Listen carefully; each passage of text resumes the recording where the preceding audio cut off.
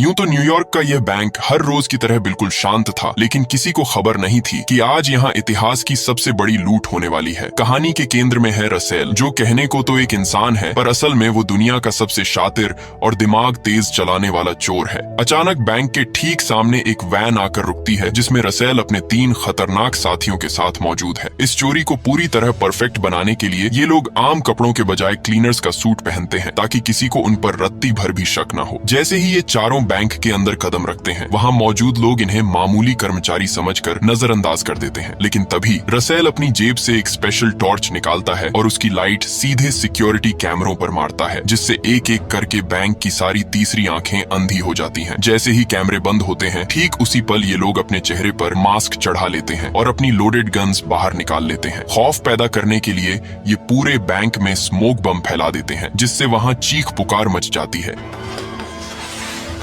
इससे पहले कि कोई कुछ समझ पाता, रसेल और उसकी टीम गन की नोक पर सबको जमीन पर लेटने पर मजबूर कर देती है। अब बैंक का पूरा कंट्रोल रसेल के हाथ में था, लेकिन तभी एक गड़बड़ हो जाती है। धुआं ज्यादा होने की वजह से थोड़ा स्मोक बैंक के गेट से बाहर निकलने लगता है, जिसे बाहर खड़ा एक सिक्योरिटी गार्ड देख लेता है। जैसे ही वो गार्ड अंदर झांकने की कोशिश करता है, ठीक उसी वक्त रसेल गेट पर आकर उस पर गन तान देता है। वो उसे 2 टूक शब्दों में चेतावनी देता है कि अंदर दर्जनों लोग उनकी कैद में हैं, और अगर पुलिस ने अंदर कदम रखने की हिमाकत की तो वो एक एक करके सबको मौत के घाट उतार देगा। इतना कहकर रसेल धौंस के साथ दरवाजा बंद कर देता है। घबराया हुआ गार्ड तुरंत हेडक्वार्टर इन्फॉर्म करता है, और देखते ही देखते यह खबर पूरे न्यूयॉर्क में आग की तरह फैल जाती है। कुछ ही मिनटों के अंदर वहां पुलिस की एक ऐसी भारी भरकम फौज पहुंच जाती है, जिसने पूरे इलाके को घेर लिया था। अब मुकाबला रसेल के दिमाग और पुलिस की दिलचस्प वीडियो के लिए हमारे चैनल मूवी अड्डा यूट्यूब को सब्सक्राइब, लाइक और शेयर करें। पुलिस का पहरा सख्त होता जा रहा था और उन्होंने बैंक को चारों तरफ से घेर लिया था, लेकिन चाहकर भी कोई ऑफिसर अंदर कदम रखने की हिम्मत नहीं जुटा पा रहा था। इसकी वजह थी रसेल की वो खौफनाक धमकी, जिसमें उसने साफ कर दिया था कि अगर पुलिस की एक परछाई भी अंदर दिखी तो बैंक लाशों के ढेर में तब्दील हो जाएगा। वहीं बैंक के अंदर रसेल और उसके साथी किसी बड़ी साजिश को अंजाम देने में जुटे थे। उन्होंने सभी बंधकों को एक कतार में खड़ा कर दिया और एक एक करके उनके मोबाइल फोन जब्त करने लगे। मगर तभी रसेल की नजरों से कुछ चूक गया। बैंक मैनेजर का मोबाइल फोन कहीं गायब था। जब रसेल ने कड़क आवाज में पूछा, तुम्हारा फोन कहाँ है, तो मैनेजर ने बड़ी मासूमियत से झूठ बोल दिया कि वो अपना फोन घर भूल आया है। रसेल ने उसे आखिरी चेतावनी देते हुए कहा, अगर मैंने फोन ढूंढ निकाला तो तुम दोबारा अपने पैरों पर खड़े होने लायक नहीं बचोगे। मैनेजर अपनी बात पर अड़ा रहा, लेकिन रसेल जैसा शातिर खिलाड़ी इतनी आसानी से हार मानने वाला नहीं था। उसने बाकी लोगों के फोन चेक किए और जैसे ही मैनेजर का नंबर डायल किया, ठीक उसी पल दरवाजे के पीछे से रिंगटोन गूंज उठी। मैनेजर की यह चालाकी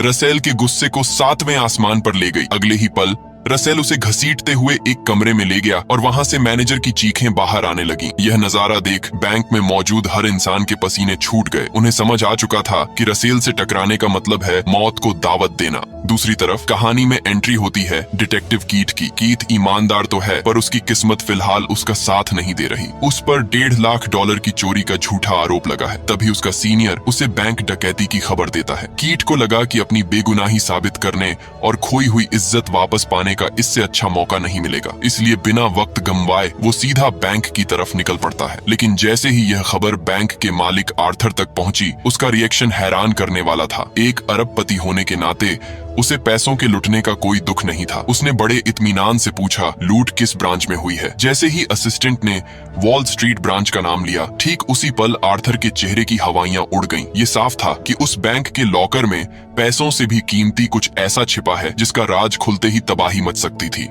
घबराया हुआ आर्थर तुरंत मदद के लिए मैडलिन नाम की एक रहस्यमयी औरत से मिलता है। मैडलिन कोई आम औरत नहीं, बल्कि दिमाग से खेलने वाली एक ऐसी खिलाड़ी है जो बड़े से बड़े काम को अपनी बातों के जाल से हल कर देती है, बशर्ते उसे मोटी रकम दी जाए। आर्थर मैडलिन के सामने पैसों का ढेर लगाने को तैयार था, लेकिन उसकी शर्त बड़ी अजीब थी। उसने बताया कि उसी बैंक के वॉल्ट में एक सेफ डिपॉजिट बॉक्स नंबर 392 मौजूद है, जिसमें उसका कुछ ऐसा कीमती सामान है जिसे वो किसी भी हाल में दुनिया की नजरों खतरों से बचाना चाहता था। आर्थर ने साफ कर दिया कि वो बॉक्स किसी और के हाथ नहीं लगना चाहिए। जैसे ही मैडलिन ने खतरे की बात पूछी, आर्थर का जवाब और भी रहस्यमयी था। उसने कहा, इस बॉक्स में जो है वो तुम्हारे पैदा होने से भी पुराना है और इससे मेरे अलावा किसी और को कोई नुकसान नहीं होगा। मैडलिन उसकी आंखों में छिपे डर को भांप गई। उसे समझ आ गया कि आर्थर ने सालों पहले कुछ ऐसा संगीन गुनाह किया है जिसका सबूत आज भी उस बॉक्स में दफन है। दूसरी तरफ बैंक के अंदर रसेल और उसकी टीम अपनी चालें चल रहे थे। अपनी असली पहचान छिपाने के लिए उन्होंने एक दूसरे के फर्जी नाम स्टीव, स्टीवी और स्टीवो रखे थे। तभी रसेल एक ऐसा हुक्म सुनाता है जिससे सबके होश उड़ जाते हैं। वो सभी बंधकों को कपड़े उतारने और एक जैसे नए कपड़े और मास्क पहनने को कहता है। ठीक उसी पल ये चारों लुटेरे भी वही कपड़े पहन लेते हैं। रसेल का दिमाग बड़ी तेजी से चल रहा था। अब बैंक के अंदर हर शख्स एक जैसा दिख रहा था, ताकि अगर पुलिस अंदर घुसे भी तो वो चोर और आम इंसान के बीच फर्क न कर सके। इसके बाद रसेल अपने साथियों को लेकर एक स्टोर रूम में पहुंचता है और वहां की दीवारें देखकर बस इतना ही कहता है, ये जगह बिल्कुल परफेक्ट है। अगले ही पल ये लोग वहां खुदाई का काम शुरू कर देते हैं। बाहर डिटेक्टिव कीथ कंट्रोल रूम में बैठकर सीसीटीवी खंगालने की कोशिश कर रहा था, लेकिन स्क्रीन पर सिर्फ अंधेरा था क्योंकि रसेल पहले ही कैमरों का काम तमाम कर चुका था। तभी बैंक का दरवाजा खुलता है और एक बंधक को बाहर धकेला जाता है। उस आदमी की आंखों पर पट्टी थी, हाथ बंधे थे और गले में एक भारी सूटकेस लटका था। जैसे ही पुलिस ने उसकी आंखों की पट्टी खोली, उसकी लंबी दाढ़ी देख सबके पसीने छूट गए। पुलिस को लगा कि सूटकेस में कोई बम होगा, लेकिन जैसे ही उसे खोला गया, अंदर से मौत का फरमान निकला। रसेल का मैसेज साफ था कि रात के 9 बजे तक उन्हें 2 बसें और एक फुल फ्यूल वाला जेट प्लेन तैयार चाहिए। अगर मांग पूरी नहीं हुई तो 9 बजे के बाद हर एक घंटे में एक लाश बैंक से बाहर आएगी और उसका जिम्मेदार सिर्फ पुलिस विभाग होगा। वक्त तेजी से फिसल रहा था और अब पुलिस के पास सोचने के लिए सिर्फ चंद घंटे बचे थे। तभी हम बैंक के अंधेरे बेसमेंट का मंजर देखते हैं, जहां सभी बंधकों को एक कमरे में भेड़ बकरियों की तरह ठूंस दिया गया था। इसी दम घोंटू माहौल में एक लड़का हिम्मत दिखाता है और अपना मास्क उतार फेंकता है। उसका कहना था कि इस नकाब में घुटकर मरने से अच्छा है कि वो गोली खा ले। उसे समझ आ चुका था कि इन लुटेरों ने सबको एक जैसे कपड़े सिर्फ इसलिए पहनाए हैं ताकि पुलिस की कार्रवाई के वक्त असली गुनहगारों की जगह बेगुनाह मारे जाएं। वो लड़का पागलों की तरह शोर मचाना शुरू कर देता है और जैसे ही उसकी आवाज रसेल के कानों तक पहुंचती है, रसेल बिजली की तेजी से वहां आता है और उसे घसीटते हुए दूसरे कमरे में ले जाकर बेरहमी से पीटना शुरू कर देता है। बाहर कंट्रोल रूम में बैठा डिटेक्टिव कीथ बुरी तरह छटपटा रहा था। उसे समझ नहीं आ रहा था कि इन शातिर दिमागों को जाल में कैसे फंसाया जाए। ठीक उसी वक्त रसेल का एक मैसेज पुलिस के पास पहुंचता है, जिसमें वो भूख का हवाला देकर खाने की मांग करता है। ये सुनते ही कीथ के चेहरे पर एक चमक आ जाती है। उसके दिमाग में एक मास्टर प्लान कौंधता है कि क्यों न खाने के बहाने बैंक के अंदर एक जासूसी चिप यानी माइक्रो ट्रांसमीटर भेज दिया जाए। कीथ ने जानबूझकर पिज्जा ऑर्डर किया क्योंकि उसे पता था कि पिज्जा खाने के लिए सबको एक जगह इकट्ठा होना ही पड़ेगा। पुलिस ने पिज्जा बॉक्स में ट्रांसमीटर फिट किया और उसे अंदर भिजवा दिया। अब पूरा कंट्रोल रूम सन्नाटे में हेडफोन लगाए बैठा था, यह सुनने के लिए कि आखिर अंदर चल क्या रहा है। जैसे ही रिकॉर्डिंग शुरू हुई, पुलिस के होश उड़ गए। अंदर रॉबर्स किसी ऐसी अनजान भाषा में बात कर रहे थे जिसे पहचानना नामुमकिन था। कीथ हार नहीं मानता और उस रिकॉर्डिंग को बाहर लगे बड़े स्पीकर्स पर बजवा देता है। तभी भीड़ में से एक औरत चिल्लाकर कहती है कि वो इस भाषा को जानती है। उसे तुरंत अंदर लाया जाता है, लेकिन पूरी बात सुनते ही वो औरत ठहाके मारकर हंसने लगती है। उसने खुलासा किया कि यह कोई बातचीत नहीं बल्कि अल्बेनिया के पूर्व राष्ट्रपति की एक पुरानी रिकॉर्डेड स्पीच है। रसेल पुलिस की चाल को पहले ही भांप चुका था और उसने ट्रांसमीटर के सामने टेप चलाकर पूरी पुलिस फोर्स को एक झटके में बेवकूफ बना दिया। इसी घमाघमी के बीच एंट्री होती है मैडलिन की, जो न्यूयॉर्क के मेयर के साथ कीथ से मिलने पहुंचती है। मेयर कीथ पर दबाव डालता है कि वो मैडलिन की बात रॉबर्ट्स के लीडर से करवाए, पर कीथ अपनी जिद पर अड़ा था। मगर जैसे ही मैडलिन ने उसके ऊपर चल रहे $1.5 लाख की चोरी के केस का जिक्र किया, कीथ के पास समझौता करने के अलावा कोई रास्ता नहीं बचा। कीथ फोन लगाता है और रसेल कॉल उठा लेता है। मैडलिन उसे ऑफर देती है कि वो उसे बैंक की लूट से कहीं ज्यादा रकम दिला सकती है, बस उसे बैंक के अंदर जाकर एक सेफ डिपॉजिट बॉक्स से कुछ सामान निकालना है। रसेल उसे अंदर आने की इजाजत दे देता है। चंद मिनटों बाद रसेल और मैडलिन आमने सामने थे। मैडलिन उसे सरेंडर करने के बदले $20 लाख और कम सजा का वादा करती है, लेकिन तभी रसेल एक ऐसा पत्ता फेंकता है कि मैडलिन के पैरों तले जमीन खिसक जाती है। रसेल उससे पूछता है, कि क्या तुम लॉकर नंबर 392 की बात कर रही हो? जब मैडलिन हकबका जाती है तब रसेल उसे एक ऐसी खौफनाक कहानी सुनाता है जो दूसरे विश्व युद्ध से जुड़ी थी। उसने बताया कि कैसे एक गद्दार अमेरिकी ने नाजी सैनिकों का साथ देकर मासूमों के खून से दौलत कमाई और आज वो आलीशान जिंदगी जी रहा है। रसेल ने कुछ पुराने दस्तावेज दिखाते हुए साफ कर दिया कि ये वही सबूत हैं जो उस लॉकर में दफन थे। अब रसेल के पास उस अमीर आदमी की बर्बादी का सारा सामान था। उसने मैडलिन को खाली हाथ लौटाते हुए चेतावनी दी कि अगर वो पकड़ा गया तो उस आदमी का असली चेहरा पूरी दुनिया के सामने आ जाएगा। मैडलिन समझ चुकी थी कि रसेल कोई मामूली चोर नहीं बल्कि एक ऐसा खिलाड़ी है जिसने शतरंज की पूरी बाजी ही पलट दी है। वो हार मानकर बैंक से बाहर निकल आती है। जैसे ही मैडलिन बाहर आती है, डिटेक्टिव कीट उससे सवाल करता है कि आखिर रसेल से उसकी क्या बात हुई, लेकिन मैडलिन एक पत्थर की तरह खामोश रहती है और बिना कुछ कहे वहां से निकल जाती है। इधर बैंक के अंदर रसेल अपनी शतरंज की बिछाई हुई बाजी का अगला हिस्सा शुरू करता है। उसकी साथी स्टीवी एक कमरे में घुसती है और वहां से 4 बंधकों को जबरन उठाकर एक अलग केबिन में बंद कर देती है। बाहर आने के बाद स्टीवी खुद जोर जोर से चिल्लाने लगती है और तभी उसका दूसरा साथी आकर उसे भी उन्हीं बंधकों के साथ केबिन में धकेल देता है। दरअसल ये रसेल का सबसे खतरनाक पैंतरा था। चोर अब खुद को बंधकों की भीड़ में इस तरह मिक्स कर रहे थे कि दुनिया का कोई भी कैमरा उन्हें पहचान नहीं सकता था। और ठीक उसी वक्त वो गहरा गड्ढा खोदने का काम भी पूरा हो जाता है। बाहर डिटेक्टिव कीट के पास वक्त खत्म हो रहा था। रात के 9 बज चुके थे, लेकिन पुलिस ने चोरों की कोई मांग पूरी नहीं की थी। तभी रसेल का फोन आता है जो बातों ही बातों में कीट को पहेलियों में उलझा देता है। कीट को तुरंत एहसास होता है कि रसेल सिर्फ वक्त बर्बाद कर रहा है ताकि उसका असली प्लान पीछे से पूरा हो सके। कीट अब सीधे एक्शन लेने का फैसला करता है। वो रसेल को कॉल करके झूठ बोलता है कि हमने तुम्हारी सारी डिमांड्स पूरी कर दी हैं, बस मैं ये चेक करने के लिए अंदर आऊंगा कि सभी लोग सुरक्षित हैं या नहीं। रसेल उसे इजाजत दे देता है। बैंक के अंदर कदम रखते ही कीट का सिर चकरा जाता है। हर तरफ एक जैसे कपड़े और एक जैसे मास्क। वहाँ चोर और बेगुनाह के बीच की दीवार पूरी तरह खत्म हो चुकी थी। जब कीट आखिरी कमरे में पहुंचता है तो वहाँ 3 लोग बिना मास्क के बुरी तरह डरे हुए बैठे थे। रसेल बताता है कि ये वो जिद्दी लोग हैं जो बात नहीं मानते। बाहर निकलते वक्त कीट मजाक में अपनी शादी और पैसों की तंगी की बात करता है, लेकिन अचानक वह रसेल को एक जोरदार लात मारकर सीढ़ियों से नीचे गिरा देता है। जैसे ही वह रसेल का नकाब उतारने वाला होता है तभी एक दूसरा लुटेरा गन लेकर वहां पहुंच जाता है। लेकिन हैरानी की बात यह थी कि उन्होंने कीट को कुछ नहीं किया और उसे बाहर छोड़ दिया। कीट समझ गया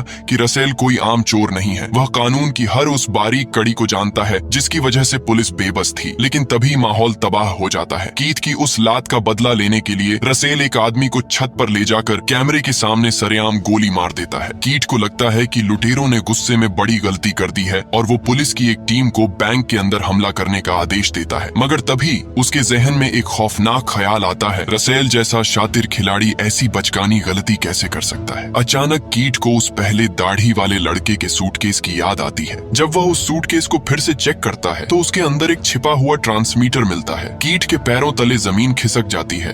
पुलिस की हर एक बात, हर एक प्लानिंग और हर एक मूव चोर पहले से ही सुन रहे थे। कीट चीख कर ऑफिसर को वापस आने को कहता है, लेकिन ऑफिसर जिद पर अड़ा रहता है और बैंक के अंदर घुसने की कोशिश करता है। ठीक उसी पल रसेल बैंक के अंदर स्मोक बम फोड़ता है और गेट खोलकर सभी बंधकों को बाहर भागने का हुक्म देता है। बाहर का नजारा किसी डरावने सपने जैसा था। बैंक से 100 से ज्यादा लोग एक जैसे कपड़ों और मास्क में भागते हुए बाहर निकलते हैं। पुलिस की बंदूकें तनी हुई थीं, लेकिन वो यह तय नहीं कर पा रहे थे कि गोली किस पर चलाएं। पुलिस की एक टीम पागलों की तरह बैंक के अंदर एक एक कोना छान मारती है, लेकिन वहाँ चोरों का नामो निशान तक नहीं था। हैरानी की बात तो ये थी कि रसेल के तीनों साथी भीड़ के साथ बाहर आ चुके थे, लेकिन रसेल उनमें कहीं नहीं था। जैसे ही धुआं छंटा, रसेल किसी परछाई की तरह गायब हो चुका था। पुलिस के सामने अब सबसे बड़ी चुनौती यह थी कि वे उन एक जैसे दिखने वाले लोगों में से असली गुनहगारों को कैसे पहचाने। हालांकि पुलिस ने सभी को हिरासत में लेकर बस में बैठा दिया था, लेकिन उनके पास किसी के खिलाफ कोई ठोस सबूत नहीं था। जब पुलिस बैंक की मुख्य तिजोरी के पास पहुंची तो वहां का नजारा देखकर उनके होश उड़ गए। बैंक का एक एक रुपया अपनी जगह पर सलामत था। लुटेरों ने एक पैसा भी हाथ नहीं लगाया था। यही नहीं, जो हथियार उन्होंने इस्तेमाल किए थे वे भी महज प्लास्टिक के खिलौने निकले। यहाँ तक कि छत पर जिस आदमी को गोली मारी गई थी वो भी सिर्फ लाल रंग और ड्रामे का हिस्सा था। पुलिस ने पूरा बैंक छान मारा, लेकिन उन्हें न तो लुटेरे मिले और न ही वो गड्ढा जिसे वे शुरुआत से खोद रहे थे। डिटेक्टिव कीट बुरी तरह उलझ चुका था। उसे यकीन था कि मास्टरमाइंड रसेल उन लोगों के बीच नहीं है, क्योंकि कीट ने उसकी कद काठी और आवाज को अच्छे से पहचान लिया था। रसेल ने इस खेल को इतनी सफाई से अंजाम दिया था कि पुलिस सब कुछ जानते हुए भी बेबस थी। आपको याद होगा वो लड़का जिसने सबके सामने अपना मास्क उतारा था और रसेल ने उसे बुरी तरह पीटा था। दरअसल वो रसेल का ही साथी था। उसने ये सारा ड्रामा सिर्फ इसलिए किया था ताकि बंधकों को यकीन हो जाए कि वो भी उन्हीं में से एक है। पुलिस की पूछताछ के दौरान एक लड़की ने भी उसके पक्ष में गवाही दी, जिससे पुलिस ने उसे बेगुनाह समझकर छोड़ दिया। यही हाल रसेल की साथी स्टीवी का भी हुआ। उसने जिस तरह से केबिन के अंदर 4 लोगों को बंद किया और फिर खुद को पीड़ित दिखाया, उसने पुलिस के शक को पूरी तरह खत्म कर दिया। यहाँ तक कि रसेल के तीसरे साथी को तो खुद डिटेक्टिव ने बिना मास्क के डरी हुई हालत में देखा था। ठीक उसी पल रसेल की योजना सफल हो गई। कीट ने अपनी आंखों से देखे हुए धोखे पर यकीन कर लिया और तीनों लुटेरों को खुद अपनी मर्जी से जाने दिया। कुछ देर बाद जब डिटेक्टिव का सीनियर वहाँ पहुंचा तो उसने साफ कह दिया कि यह एक परफेक्ट प्लान था। चूंकि न कोई खून हुआ था और न ही कोई पैसा चोरी, इसलिए पुलिस ने केस बंद करने का फैसला कर लिया। लेकिन डिटेक्टिव कीट इतनी आसानी से हार मानने वालों में से नहीं था। उसने जब बैंक के कागजातों की गहराई से जांच की तो उसे एक चौंकाने वाला सच पता चला। बैंक के रिकॉर्ड में सभी लॉकर्स का हिसाब था, लेकिन लॉकर नंबर 392 का कोई नामो निशान नहीं था। कीट समझ गया कि रसेल को नोटों की गड्डियों में कोई दिलचस्पी नहीं थी। उसने तो सिर्फ उस गुप्त लॉकर में रखे